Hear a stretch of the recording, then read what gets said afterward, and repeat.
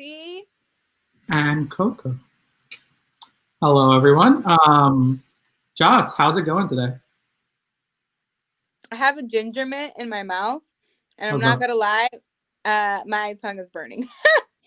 It's like very, I don't know, strong. Is ginger stronger than death nectar? Death. I can't even talk. Can't even talk.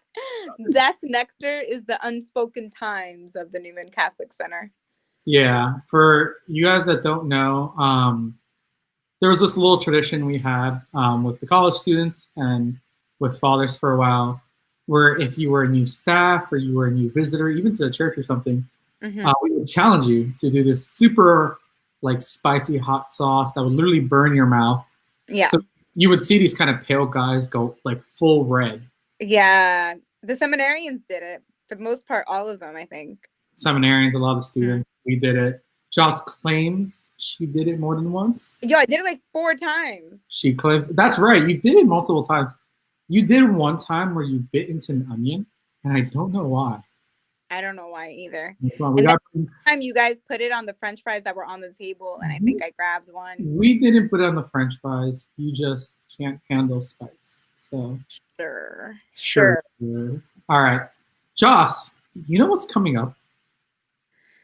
Turkey Day. Turkey Day. What's after Turkey Day? Leftovers.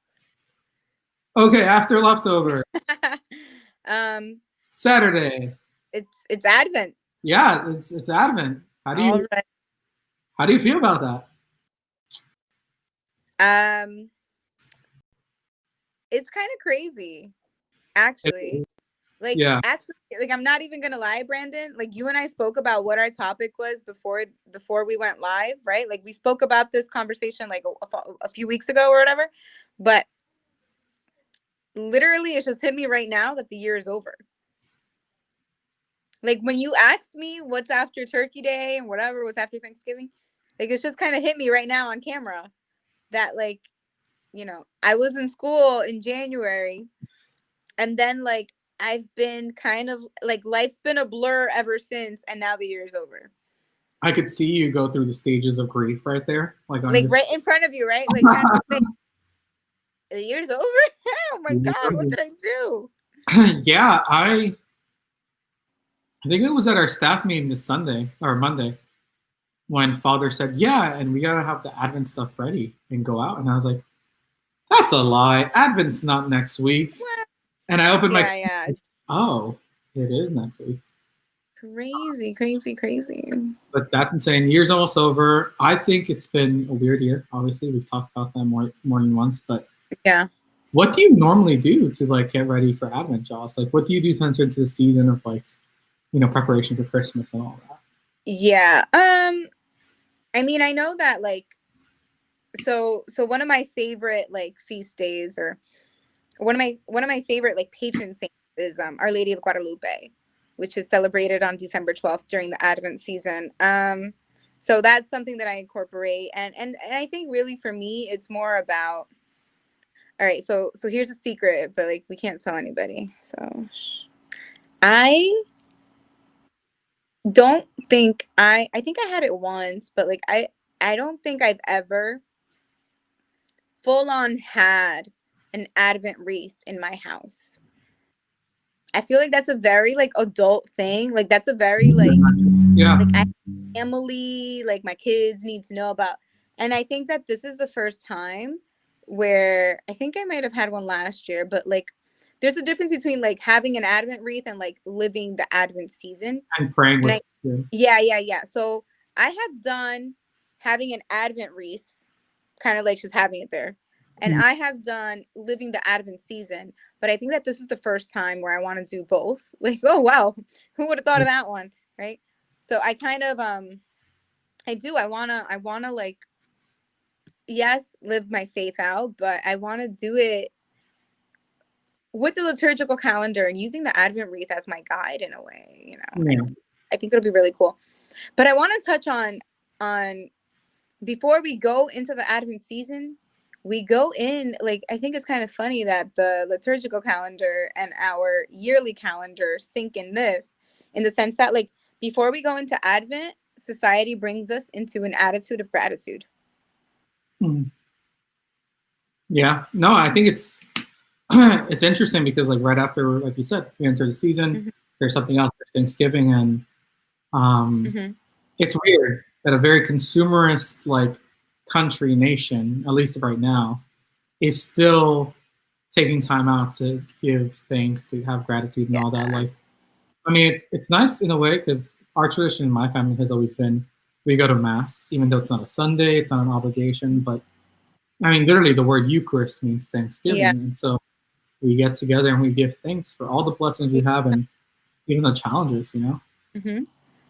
Um, so yeah, I mean, it is something to say that before we start worrying about gifts and stuff like that, we take time to give To give thanks, you thanks, know. yeah.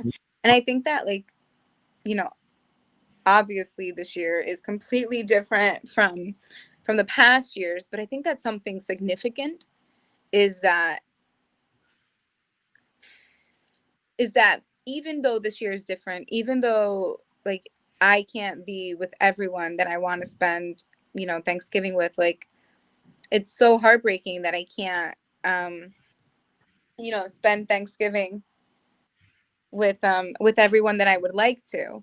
But I think that, like, having this attitude of just having food, of being grateful for, all of these things, and for your health, for your life, like, literally. I think Mhm. that this season, and that the times that we're in, brings it back to basics. And back to basics is like one of my theological things in life, like one of my, like, Yeah, go-to things, bringing it back to basics. And I think that this Advent season is really about bringing it back to basics of what it's all about. And yeah, and I think that we're starting it off with Thanksgiving. What is it mm, all about, this Thanksgiving, for us? yeah. And it's true because what you said, like, I love the. It's not even like a theological fancy way concept, but just going back to the basics. Like, Mhm. we overcomplicate prayer, we overcomplicate everything, but sometimes you don't have to say the whole rosary. You could just start by giving thanks, like Yeah, saying, yeah, Jesus, like, thank you for this, thank you for that. yeah. And it reminds me of Father Camilo's homily from Sunday at the Spanish Mass. He says how many times we're praying for other people, Hmm. for ourselves. So for my parents, my family, my this, my that. Yeah. But this season twists it, especially the Gospel from the Sunday, and it says, why don't you try praying for someone else? Hmm. So it reminds you that you're not the center of the world, Yeah. and you're called to think about other people, especially starting now into the Christmas season, Advent Yeah. season. Yeah. Um, so yeah, but like you said, you do the Advent wreath. um, I definitely want to like do the daily prayers. My parents do it actually, and they do it with my nephew. So it's cute because they'll light the candle, and he'll be reading these words he doesn't know how to pronounce. Oh. But it's adorable hearing him like say like Padre nuestro que está en el cielo. Like he has a lisp and everything. It's so cute, That's but such a good way of, like, passing down the faith. That's, like, what it's all about. yeah, the faith isn't just taught; it's caught. So Mhm. for the parents or future parents that are watching, like, you don't have to worry about teaching every single word of the Bible, but if you're living it out by going to mass or Yeah. praying or doing little things like lighting the Advent wreath, like that's how they're going to learn to live their faith. Yeah. But yeah, the Advent wreath is one way. The other is it is technically a new year. For people that don't know, it is a Mhm. new liturgical year in the church. Mhm. So you'll hear people say like Happy New Year on Sunday. And my New Year's resolution was that with the craziness of the past 2 weeks, I haven't been able to read, or months, I should say. I haven't been able to read scripture as much. So I want to go back to the basics, like you said, Mhm. and Mhm. just pray with scripture, pray with those Sunday readings, and be more intentional with like trying to live it out in a concrete way throughout the week. Mhm. And I do that. One of the ways I do that is I have this little book. It's Advent and Christmas with wisdom from John Paul II. They have How different cool. ones. They have one from Jose Maria Escriva to Oscar Romero to Mother Teresa and stuff like that. Mhm. But it gives you meditation every day, and it gives you something concrete to do. towards the end in a Bible passage. Yeah. So, And I think that it's important. I also started doing a guided meditation, like personal treat myself. I actually got it for my birthday as a gift from one of the sisters. One of the nuns gave me a booklet of kind of like a personal guided retreat. And so I've been working on that lately, this workbook, and it is something that I want to do up until Christmas. It is like my Advent kind of thing. yeah. Because I do want to finish the year off with my relationship with God. And so, I challenge everyone that's watching, like, yo, don't just watch Coffee and Cocoa. If there's anything that we want to do, it's encourage you to pray. Like, it is encouraging you to pray. It is encouraging you to seek God. It is encouraging you that there are 4 weeks left in the rest of the year. How are you going to transform your life? Mm-hmm.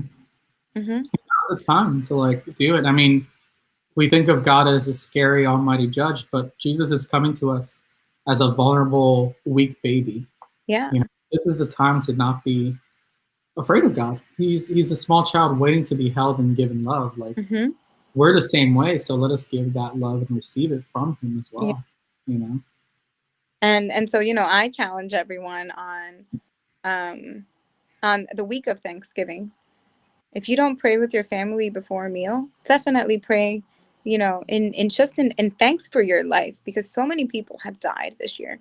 Mm-hmm. So many people have been sick to COVID. I know that personally. I have loved ones that have lost their loved ones, and it's been very hard. And it's been a year of gratitude, of being grateful for the little and the much that we have, because I think that we have to be cognizant of how blessed we are, because sometimes we like to, I call it Jocelina's pity party. I've mentioned it before. I'm trying to get rid of that mentality, people. I'm working on it one day at a time, Saint in the make. Um, but it's really about, like, wow, I'm grateful for my shoes. I'm grateful for my winter coat. I am grateful for my food, for my home, for my family. An attitude of gratitude. Matthew, gratitude. So that's our challenge for this week. Even if you don't normally pray with your families, try to start that on Thanksgiving and Yeah. live your life starting to be grateful about everything you have or even that you don't have. So thanks for joining us for this week. We will catch you guys same time next week. And yeah, have a happy Thanksgiving. Comment how you're celebrating. Let Attitude us of know gratitude. yourself. What are you cooking? All that stuff. So definitely. All right.